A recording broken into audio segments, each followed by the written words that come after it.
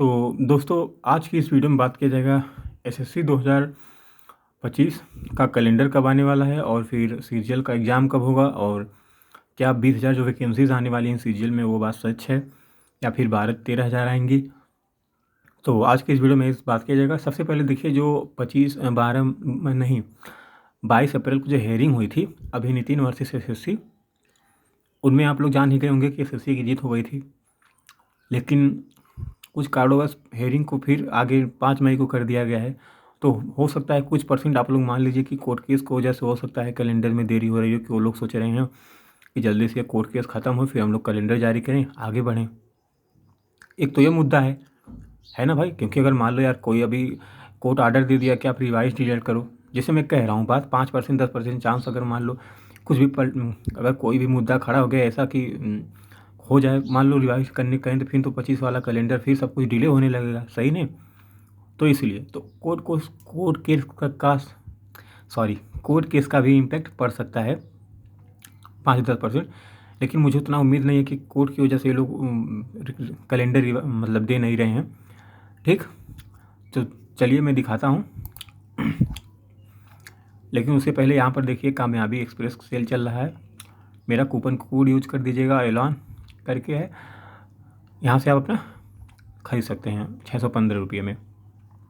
ठीक, ये चीज़ मैंने बता दिया। उसके बाद जो वैकेंसीज़ है, तो देखिए यहाँ से आप देखिए, पहले जो लोग कह रहे हैं कि 20,000 वैकेंसी कैसे, तो मैं उनको बता दूं। देखिए 4200 4600 में जो वैकेंसीज़ हैं इसमें ओएस की वैकेंसी आने वाली है 25 में। तो 6,800 प्लस ओएस वैकेंसी हो गई और 1,500 वैकेंसी जो जीएसटी इंस्पेक्टर की हो गई। और फिर सीएसएस की जो है एएसओ सीएसएस, उसकी 700 वैकेंसीज करीब मान लीजिए, और एमईए की 100 प्लस, और आईबी की 112, जेएसओ स्टेटिकल और उसकी 300 है, और बाकी मिला के ईए एग्जीक्यूटिव असिस्टेंट की वैकेंसी जो रहनी। ठीक, एंड एक दो वैकेंसीज और है ईएसआईसी डब्ल्यू को मिलाकर, डब्ल्यू तो नहीं रहने वाली है मिलाकर, इसलिए 1,000 10,000 हो जाएंगी जब आप ये सब मिलाएंगे तो। ठीक, उसके बाद लेवल 4 लेवल 5 देख लीजिए 2,400 और 2,800। पीए में 4,000 प्लस हैं। ऑडिटर में 3 होता है, कैग होता है और अकाउंटेंट और सीजीडीए, सब मिलाकर 1,100 वैकेंसीज। ये 1,100 से 3-4 हज़ार भी हो सकते हैं, ये मत सोचिए कि 1,100 के करीब ही रहने वाली हैं, क्योंकि अभी देखिए 2-3 महीने बाद फिर हो सकता है वैकेंसी ऐड हो जाए। और एक 3 पोस्ट हैं ईपीएफओ ईएसआईसी, इनका मिलाकर 2,500 या 2,800 के करीब होंगी। टीए में 800 से लेकर 1,200, और फिर टीए में 600, और बाकी यूडीसी सीएजी सीजीए अकाउंटेंट और भी जोड़ोगे तो 10,000 जाएंगे। करीबन वैकेंसी 20,000 के करीब बन रही हैं। तो आप अंदाज़ा लगा सकते हैं इस हिसाब से। ठीक, तो देखिए दोस्तों, सबसे मेन रीज़न मैं बता रहा हूँ कैलेंडर का और फिर एग्ज़ाम का और फिर वैकेंसीज का। देखिए वैकेंसी क्या होता है कि अब क्या पता वैकेंसी मान लीजिए 15 की आ गई, आप लोग सोच रहे हैं वैकेंसी कम आई, फिर मान लीजिए आपका प्री हो गया, मेंस का पेपर दे रहे हो, पता चला वैकेंसी बढ़ गई, वैकेंसी 22-23 हज़ार हो गई, है ना। 5-6 महीने बाद हो सकता है वैकेंसी बढ़ जाए सीजीएल में, तो आप क्या करोगे। तो इसलिए मान लीजिए कि आपको वैकेंसी 100% बढ़ने वाली है, चाहे नोटिफिकेशन में बढ़ा कर दे या फिर चाहे पेपर होने के बाद दे बढ़ाकर, है ना। तो आपको इस मेहनत करनी, मतलब इस सोच कर रखना कि वैकेंसी 100% बढ़ेंगे। और देखिए डाटा सबसे में आप, क्योंकि आप जानते हैं कि एसएससी एग्ज़ाम्स में सीटें कितनी वेस्ट होती हैं, वैकेंसी कभी भी बढ़ जाती हैं। नोटिफिकेशन में 2,000 आती हैं, बाद में हो जाती हैं 5-5 हज़ार। अब एमटीएस का उठा कर देख लीजिए, बढ़ी थी ना तब। तो ये मान के चलिए वैकेंसी 100% बढ़ने वाली है। और नोटिफिकेशन की बात करूँ, देखिए कैलेंडर आपका जो है, आज कितनी तारीख है, ये मैं 3 दिन पहले भेजा था, ये चीज़ मैं 22 अप्रैल को भेजा था। ठीक, आज है 24 अप्रैल, तो आपका मान लीजिए कैलेंडर आपको अप्रैल के लास्ट तक आ जाएगा, या तो 27 अप्रैल को या तो 28 या तो 29-30 को।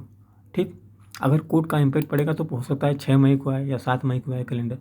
और जो इसका नोटिफिकेशन है सीजीएल का, वो मई में आपको देखने को मिल जाएगा, मई फर्स्ट वीक तक आपको, मई 15 मई या 10-12 मई के करीबन आपको देखने को मिल जाएगा, क्योंकि उससे पहले आएगा सिलेक्शन फेज 13 का। ठीक, ये चीज़ हो गया। थोड़ा यहाँ ये चीज़ हो गया, मैंने नोटिफिकेशन बता दिया। और जो कैलेंडर है 20 दिन, यानी कि आप समझ लीजिए कि कैलेंडर मई के पहले वीक से आएगा, तो कैलेंडर के साथ 1-2 दिन बाद नोटिफिकेशन भी दे दें तुरंत उसका फेज 13 का। सीजीएल का मई हो गया, और अगस्त जो है, और जो सीजीएल प्रीलिम्स एग्ज़ाम डेट है जुलाई एंड और अगस्त मिड, ठीक।